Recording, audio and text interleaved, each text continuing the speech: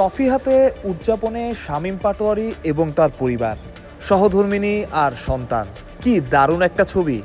যে কোনো মানুষের জন্যই স্বপ্নের মতো দেশকে জেতানো, তারপর পরিবার নিয়ে উদযাপন। শুধু শামীম আর তার পরিবার না, শামীমের সহধর্মিণীর সাথে যোগ দিলেন তাসকিন আহমেদের সহধর্মিণীও। এমন একটা মুহূর্তের ছবি তুলে রাখা, স্মৃতিতে রাখতে চাইবেন হয়তো যে কেউ।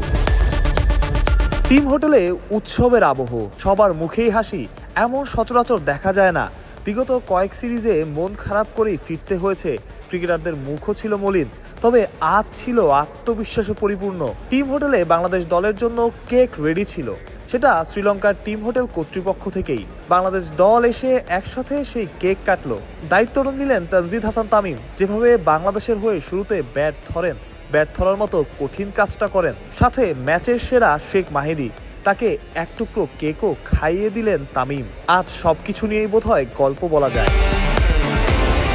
একই টিম হোটেল, কিন্তু দুইটা ভিন্ন ছবি। শ্রীলঙ্কা বুঝলো জয়ীদের কিভাবে বরণ করা হয়, সবার মলিন মুখ। অন্যদিকে উদযাপনে ব্যস্ত টিম বাংলাদেশ। এভাবেই জয়ীদেরই সবাই মনে রাখে, এটাই নিয়ম এই পৃথিবী।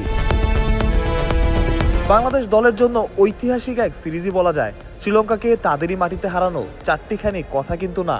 অনেকে বলছে নতুন একটা শুরু, অনেকের কাছে এই জয় একটু বেশি স্পেশাল। যারা বাংলাদেশ ক্রিকেটকে বুকে ধারণ করেছিল অনেক দিন, যাদের জন্যই বাংলাদেশ ক্রিকেটের চেয়েও একটু বেশি, যারা বলে win lose or tie, Bangladesh cricket till die.